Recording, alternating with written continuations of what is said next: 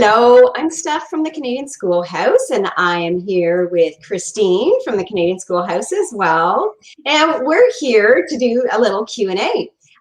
So if you have any questions, you're watching live right now, then you can definitely put in questions in the comments and we will get to those as well. But we've looked around at a few different places, especially on like homeschooling groups and boards and stuff that we want to find out what are some of the most common questions and something that you may be wondering about as well and just haven't even thought to ask. So we've got a few questions here and we're just gonna, between Christine and I, we're gonna question and answer and hopefully get to what you're looking for specifically and get you thinking about other ways to homeschool and other ways how this lifestyle is can fit really well into your family life. So all right, so let's start with the first one we have there. So the first one, and I forgot, were you gonna ask? Yeah, the first one we had was, and it's a very popular question that we see around the homeschooling groups and stuff, that people just doubt that they're able to that they're qualified to teach their children because they don't have a teaching degree. Maybe they didn't do college or university. So they think, well, what can I possibly bring to the table? But in all honesty, you as the parent are the best person to teach your child or children because you know them the best. You know their ways, you know their learning styles, you know how they cope with things. And not to mention, you can give them the one-on-one that they need. Whereas, a teacher may not be able to because they're with 30 plus students. And so, your child's missing out on a lot of things. And then it's not, again, about just the school textbooks, right? You're looking about character building and other life skills that only you can really teach because, again, there's no room for those kinds of things in the public school system, in my opinion. What say you, Stephanie? Yeah, exactly. That school setting too, and we don't ever want to necessarily knock that school setting. Obviously, we've all, both me and I have chosen to homeschool our kids for different reasons. And I'll say that one of what I started homeschooling for is completely different from the reasons that I continue to do it and find it so vital for my family. But to address the question specifically here, am I qualified to teach? There is something I heard, and it wasn't even too long ago, like 6 months ago, that from an article that I was reading, and it said, like, for some reason we are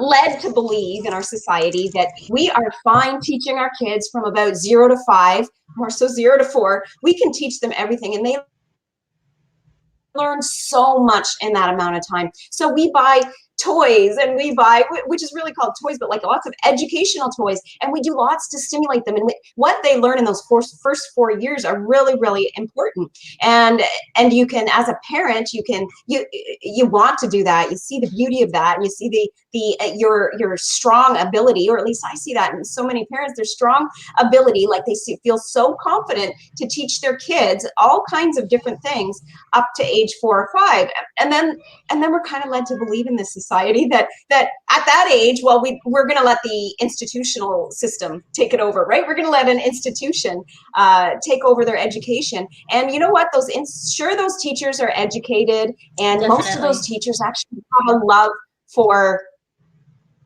teaching children. And those definitely what makes the best teachers, right? But those teachers do not necessarily like do everything on their own. Like, sure, there is some teacher develop, but they are using curriculum that comes from the ministry, and they have to teach what the ministry tells them to teach. And for lots of ways, they are given the curriculum to use. They don't even have a choice for some subjects, right? They are given the curriculum to use. So as a teacher, and I would say almost a teacher's job, when you have a class of like, your 30 to 40 kids, a teacher's job is almost more about crowd control and dealing with different personalities and different behaviors, and they have to spend quite a bit of time, they maybe don't spend a lot of time on that in a day. But overall, that's a big part of being able to teach effectively in big groups. Now, let's just think about our family life and our little families, whether you've got like 2 kids, like both Christine and I have, which is pretty Yes. small and for most homeschooling families, or at least ones that I get to know, or whether you have, 6, 7, or 8 kids or more. You can see that little setting, and that little setting where all the ages are different. There might be a set of twins or 2, but for the most part, the kids are learning at different ages. And then you've got your older kids free and able to teach your younger kids. Yep.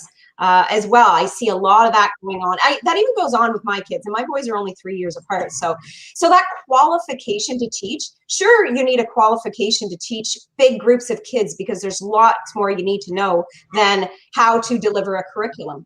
But as a parent, all you really need is, now you can develop, I've seen some great parents, and that is not me at all, but I've seen some parents, I shouldn't say that I'm not a great parent, I've seen some parents do some great like lesson planning, and they're actually developing the whole curriculum, and lots of them go on to have a business where they are providing curriculum to other families, right? But some parents love doing that, and you can do that as a parent as well, for sure. But for me, in my experience, I have just used little bits, and I've never used one whole curriculum. I've never done that. But when I talk about curriculum, I just mean, what am I using for math? And what am I using for, all the different parts of language arts? And then, what am I doing for science and geography, right? And we do all kinds of different things. Each year, we generally have different books that we're following, like different studies that we're doing, different types of lessons, and it's changing all the time. So you're qualified to teach your own children, because that's part of raising your children. That's right. That, in my opinion, that's all part of raising our children. And once upon a time, parents just understood that. They would teach their children. And just the thinking in general now is that you send your kids to the institution, and it's odd to have somebody else teach your children, or to have them in a big group to teach their children, where in the past that was the parents' responsibility to teach their children. So it's a little bit of a paradigm shift, right? It's a little bit of thinking in a different way about what teaching your kids really is. And so I have this okay, good, Christine, put that in there. The article on "You Are Qualified to Homeschool." And this is an article I wrote, and it was posted last year on our site. But I want to just actually read this first part here, because as I was going through it, and just to do it some points, go and see the article on the website, though. There's a couple little resources about from different people as well, that it's be really great to read if you're struggling with this issue of, like, I just don't think I'm qualified to teach. Like, I'm going to have to learn so much. And you don't really, you learn along the way, right, Chris? Exactly. Like, that's your experience. Yeah. And that's the fun part of it too. Yeah. Yeah. It is learning more about your kids, but also just learning more about yourself as a mom. I love it. So I'm just going to read this little excerpt from the thing. So I recently read a mom's post in a Facebook group asking how homeschooling parents respond when they are asked what qualifications they have to teach their children. Fortunately, I've never been asked. I find this question as ridiculous as the more common, how do your kids socialize if they're not in school? As if there is some social benefit to large groups of children of similar age being together for several hours with 1 or 2 adults to guide them. The qualifications question really stuck with me, but not because I'm concerned whether or not I have the qualifications. To teach our children and eventually train them to be self-directed learners, we need to use our love for them to develop a deep desire for guiding them to reach their potential. There is no doubt in my mind that I am able to provide my children with an education that is in line with their learning style and God's vision for their lives. An institutional education system just can't provide a personalized education for each child. And this article goes on. There's a link to Dr. Brian Ray, who is he's been in the homeschooling industry for a long time. He's a researcher. He's got lots of really great articles. He regularly writes for our magazine as well, the Old Schoolhouse magazine, and there is a link to an article on his site there about an individualized education plan, right? And relating that to homeschooling. So that is just, I hope that, I think Christine and I gave you lots of stuff to go on, and I know we've got other stuff there, being able to share on that topic, but certainly ask your questions. I see. Did you read this question? Yes, I'm going to put it up for you. So for everybody to see. Yeah. So the information out there is conflicting concerning if one has to inform the school board in one's area about their intention to homeschool. Do you have any information on this? And also, what if one's child never went to public school? Do they need to inform a school?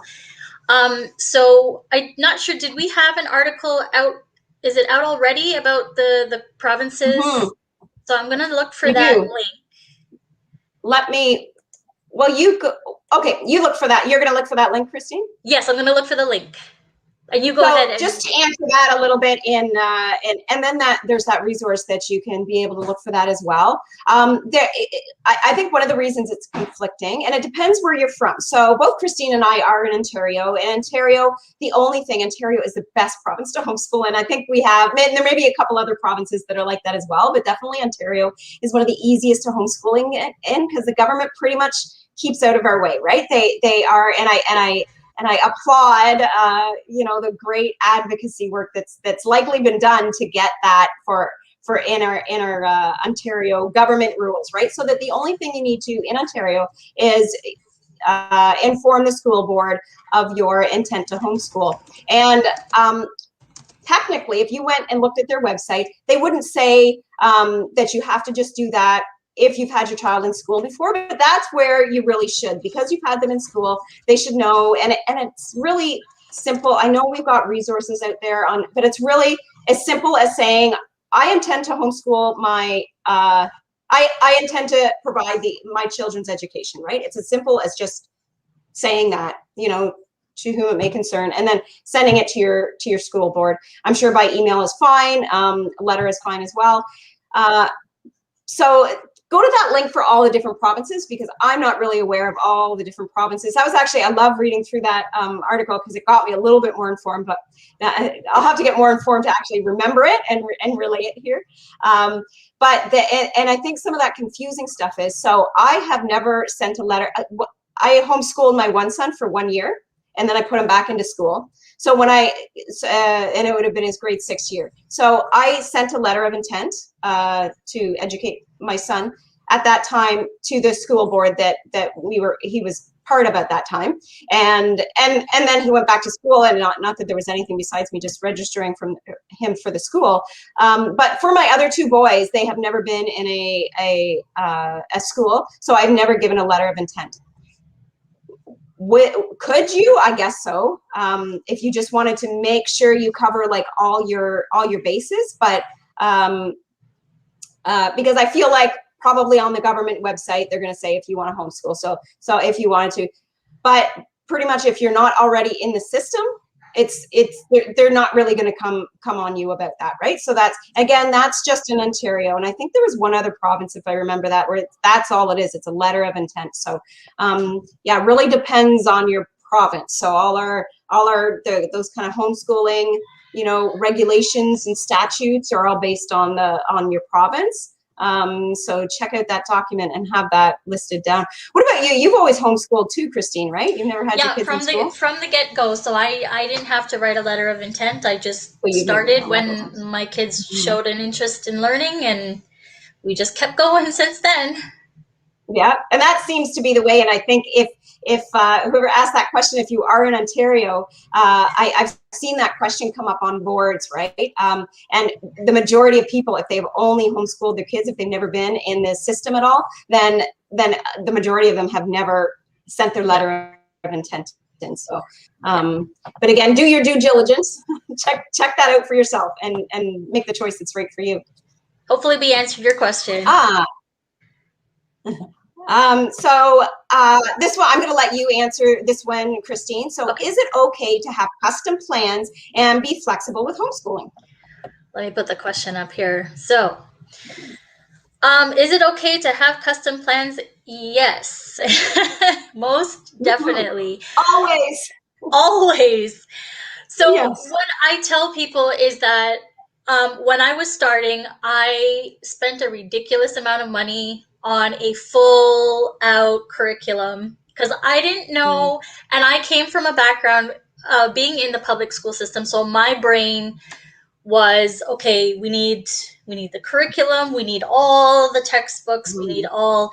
So anyway, long story short, from that first year to now, um, I have learned that one, not everything, there's no cookie cutter curriculum for every family.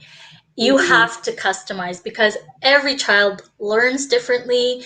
They like different things.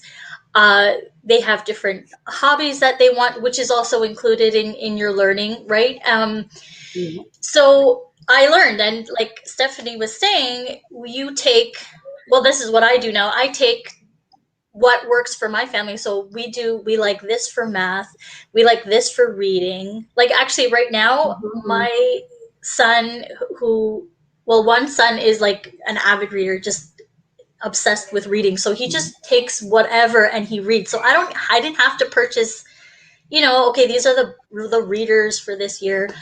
And then my mhm. 4-year old is just learning to read now. So like I didn't have to purchase anything because we've got stuff. So just take stuff off the shelf, and that works because they're reading and they're growing and they're learning.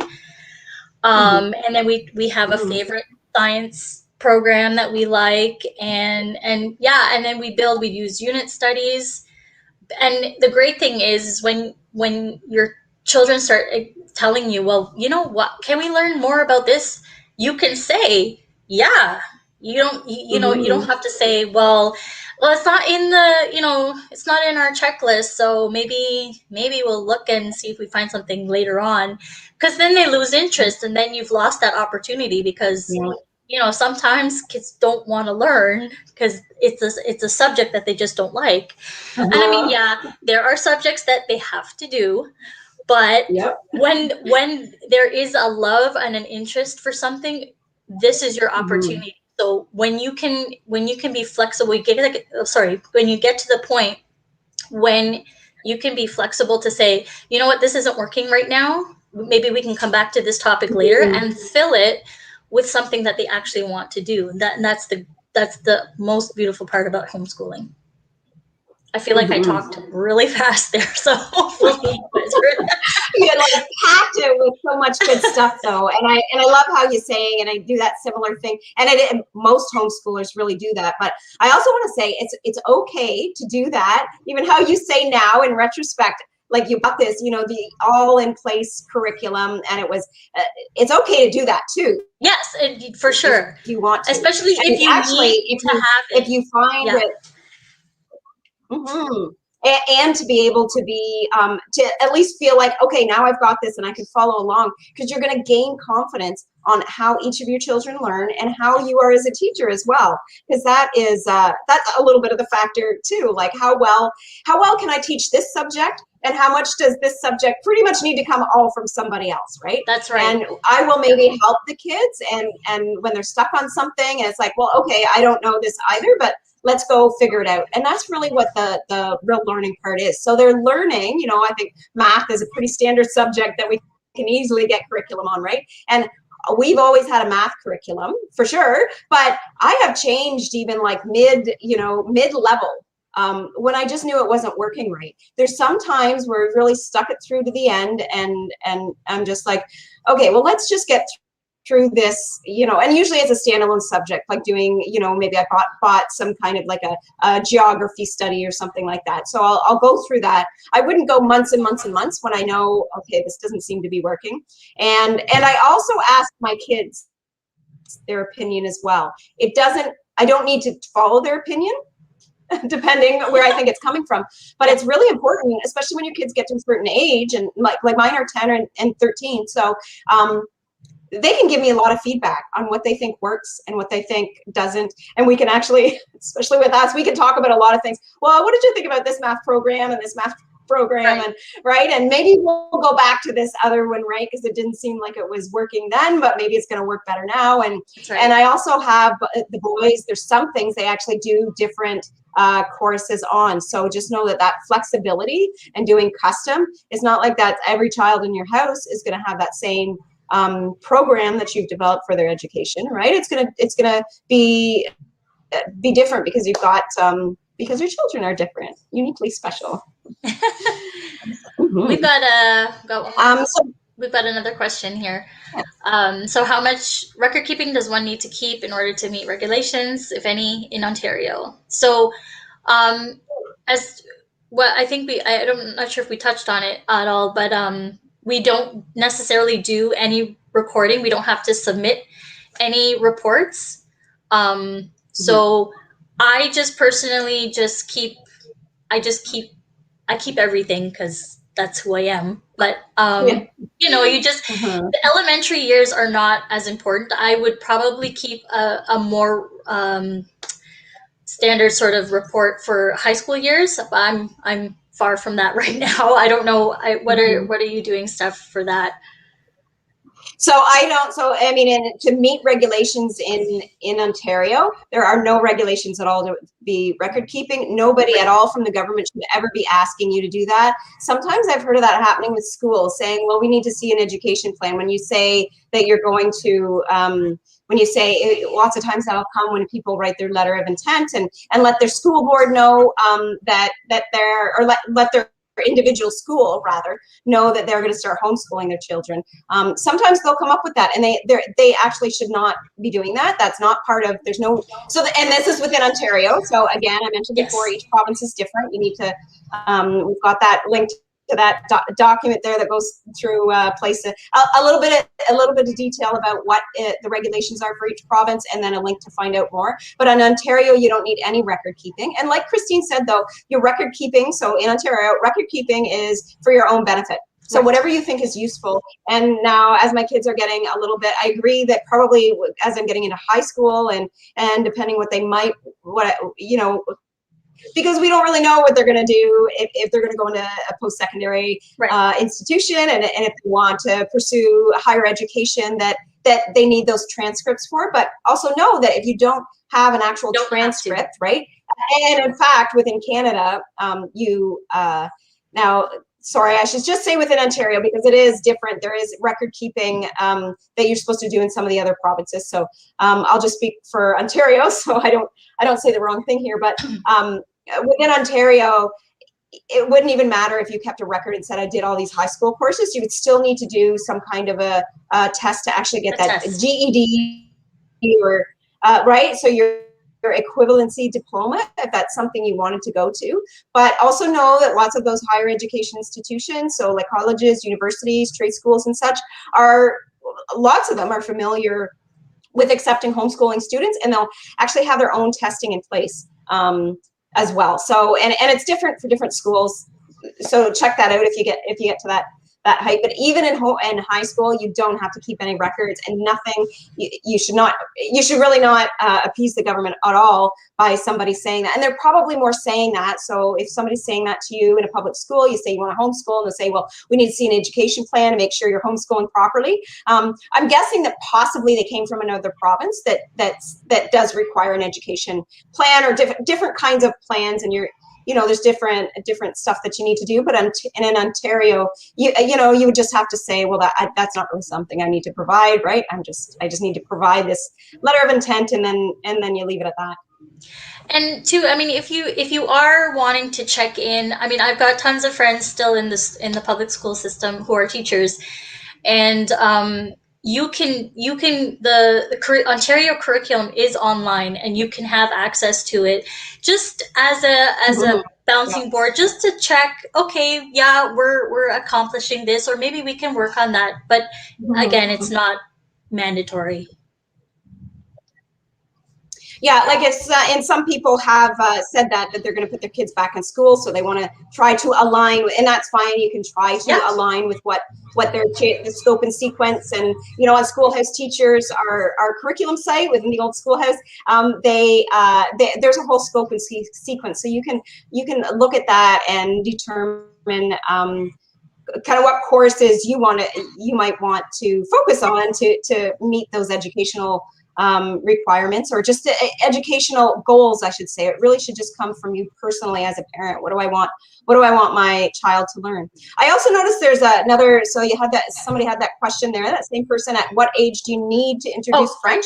So again, you don't need to introduce French at any age. I think it's really beneficial since we're a bilingual country, and not to mention there's just lots of opportunities that come up from learning French.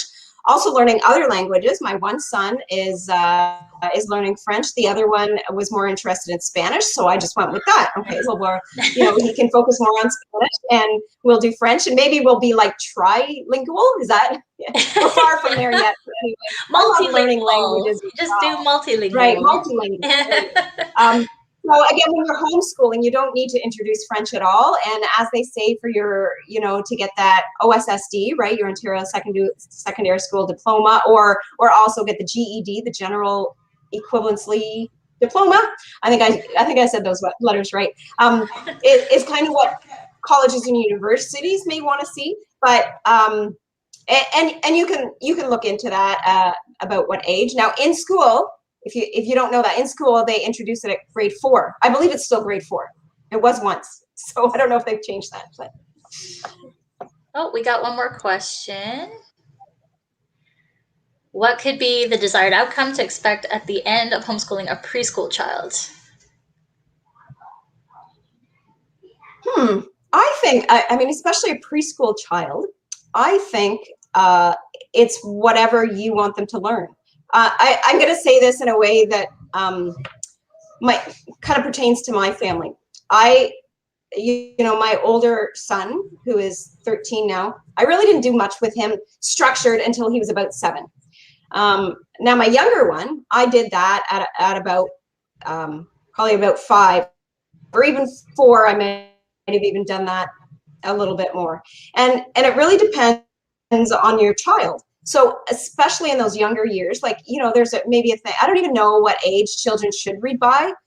And I actually don't even remember when my children really read. It ranges. I don't know. I mean, we went through a course. I think the number was like, there's such a big range. Yeah, between 4 and 9, I think I was reading something the other day. Like it has changed because education has changed over the last couple of years. So, and for preschool, I mean, and children learn differently. Yeah, exactly. And that's the thing. Like you have to, like, if they're just not interested, then they're not interested. You just wait. You don't have to rush. There's no, some people say, well, I want my kids to read by age 5. Well, that's great. But again, if they're not ready, you don't want to push them either, because then they hate reading. And then reading is just one example of one subject.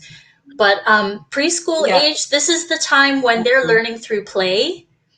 And so that is point that out too. Really just that is the interactive, stimulate them in different areas, you want them to learn as much as they can through playing throughout the day, and you give them educational things to do, to use their fingers and make things, and then you want to read lots of books to them and let them hear the stories. So, hi, Carolyn.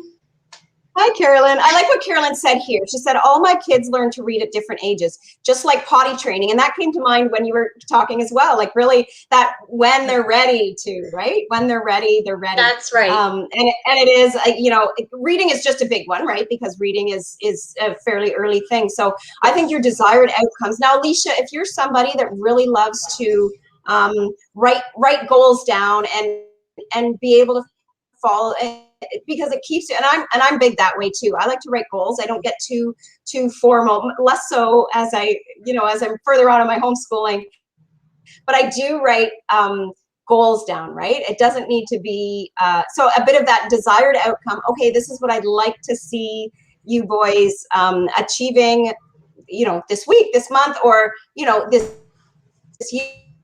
year. So if you're the type of person that likes to get that written down, so you have a little bit of accountability and what you're following, and then go ahead and write down something of what your desired outcomes will be. Because preschool, like, it totally could be reading, right? Like at 4 or 5. I think my younger one was reading a lot sooner. I know my younger one was reading a lot sooner than my older one. And again, he just didn't show as much interest, right? So I think it's like, just do fun with that. That's really good, Carolyn. Yeah, a good goal is learning their letter sounds. One of the ways that they read. Now, I went through a little bit of a book. It was like it's kind of popular in homeschooling, but I forget the name of it. It's like the easy way to learn in 100 lessons or something like that. Learn to read in 100 lessons, something like that. But we had these leap yard videos, and they went through. So if you know leap yard, they're like little frogs going around talking and learning, and so they learned their letter sounds just by watching those videos, right? They're like little 20-minute clips, and then they had a video where all the letter sounds went together. And not that, and then of course, we did other, like, talking. It's just you're talking, like, the long A and the short A. I actually still do that. I don't know if that annoys my kids. Like, no, that's a long O there, so we should have an E at the end.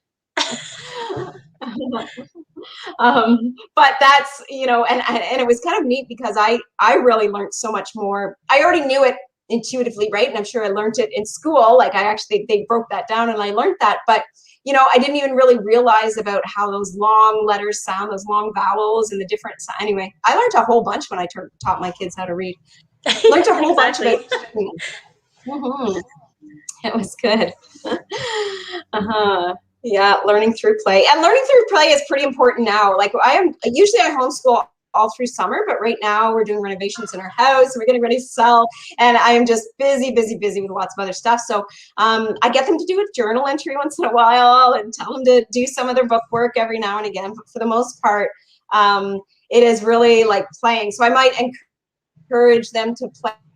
I'm encouraging them to play games more, and I'm encouraging them to play cooperatively, and trying to give a little incentive for that, right? So even to play board games or card games, going out there playing golf in the backyard. Yesterday, they just found some golf tees, so that's like the newest thing right now. Like, we're gonna do some golf, and then we found some horseshoes there, nice. So we were doing horseshoes. But all that kind of stuff is very, very learning based still, right? Most definitely. All right, well, let's move on to, let's see if we can put another question in.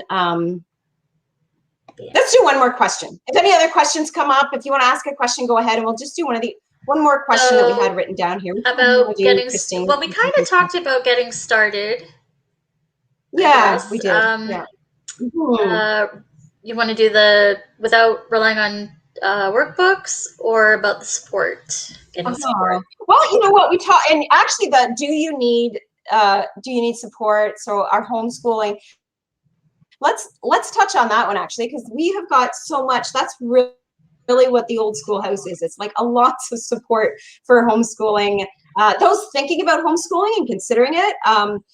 So one of the things is try homeschooling.com, and maybe you can pop that in there. But yeah, on that website, you can get a download of just a ton of different PDFs, much more than I'm sure you'll ever read. But some of those are probably going to be key for you in your homeschooling journey, right? Especially if you're just not sure about it, not feeling quite confident, then there's going to be definitely PDFs, some ebooks in that big bundle that you get there for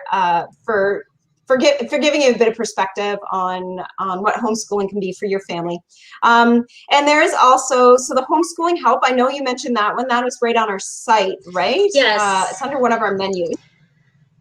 So if you just go to the oldschoolhouse.com, there, right on the menu there, it says homeschool. If you just hover over that, it will bring down a menu of all different kinds of resources about getting started, support, just encouragement on there. It's a lot of information. So I put the again, just a good place to kind of scan through and find what applies to you, right? It's not that you'll need probably everything you'll need to read there at all, right? But find the stuff that applies to your style, even if you don't know what that is yet, but the stuff that interests you. I'll say like Charlotte Mason, I got really interested in when I was just learning because I love that educational approach. So that's a really neat. Charlotte Mason is an educator back. But the early 1900s is when she was. Forget. Yeah. Anyway, she's long passed on, and she's very very much about bringing out what God has instilled in all of us, right? Like and teaching in a very Christian perspective, and teaching and honoring that child very much. So honoring that your one child is going to be very different than the other, or it could be different, right? And then the other thing, and Carolyn kind of put a comment in there about join our FB groups. And so that is actually one really great place to go, not just for, so that's a place where you can go and then ask our questions. So we've got, you may be even watching this video on our, the Canadian Schoolhouse Facebook group, and that's great. But I also wanted to highlight some of our other groups that we have within the Old Schoolhouse family. So we've got a group for that's just the Old Schoolhouse, so you can go and check that out. Now for the Canadian Schoolhouse, we just try to put that little bit more of a Canadian perspective on it. But I mean, homeschooling is fairly universal. You can go and check out some homeschooling groups in pretty much any country, and you're going to find lots of the same, topics and comments and concerns all across the world, really. So feel free. Of course, any homeschooling groups. Schoolhouse Teachers has a Facebook group as well.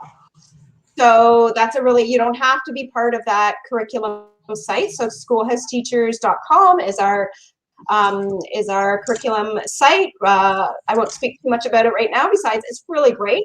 It's what I use mostly for. I use a few other things too, but it's just a great site to go on. Lots of electives on there as well, but a full curriculum site. Every age, every grade, every subject is on there, and we even have school boxes, which more or less is your curriculum box. So that Facebook group, as you can imagine, that Facebook group is going to be really a lot focused on the curriculum side of homeschooling, or at least that's where our skills are as far as the people that take care of that page. And was there one other resource? So the Old Schoolhouse. Well, the magazine. There's the magazine as well. Right. And that magazine, which you can read digitally free. You can also get a subscription, a paid subscription, but you can always read it digitally free. You can get an app. So you can go to tosapps.com and you can find for whatever device you have, you can find or just go to your store like Google Play, you can go there and search the Old Schoolhouse as well and find it. And then online, if you go to tosmagazine.com, you will always, it'll come to our most recent issue, which for now is our summer issue, but you can always find our back issues as well. So really neat thing in that digital, and that's whether it's on the app or on a browser, you can search that as well. So you will find if you had something you're wanting to know more about. So if you want to know more about Charlotte Mason, you can put Charlotte Mason in the search term there, and it's going to pull all our articles, of which we have tons of articles throughout the various issues of the magazine on Charlotte Mason approach to homeschooling. So that is another great resource for help. And then of course you can always, you can private messages on our page, on our group. And you can contact us directly. You can go to our page, thecanadianschoolhouse.com. So on that, on the website, you can sign up to our newsletter, and we send that out weekly. Christine is the one that mostly puts that all together, but she has taken great resources. She's always got a great theme that she's set up, and she's taken resources from lots of our different sister sites within the Old Schoolhouse, and just gives great little tidbits of information too. The home education highlight, I want to let you know, Christine, too, I'm loving those home education highlights that you put in there. Like, it's just these nice little snippets of information, and sometimes it's a link to somewhere, sometimes it's a little quote, but it's just, it's really relatable, right, to, kind of what that theme is. So, and we're almost at 40 minutes. Yeah. I'm gonna I'm gonna maybe end this now because I feel like I hope though that we filled it with interesting stuff for you out there. And I want you to, whether it's on this post or somewhere else, continue to ask your questions. Yes, We're please. here to help you out at any stage of your journey. And even if you're just like looking into it, deciding if it's for you, we'd love to help you work through that and let you explore that topic with some great resources that we have for you, and a little bit of chatting and messaging and stuff as well, just on your personal situation we can do for you too. So I hope everybody's having a wonderful Wednesday, and we'll see you again in 2 weeks for another live video. Yes. Bye, guys. All right. Bye.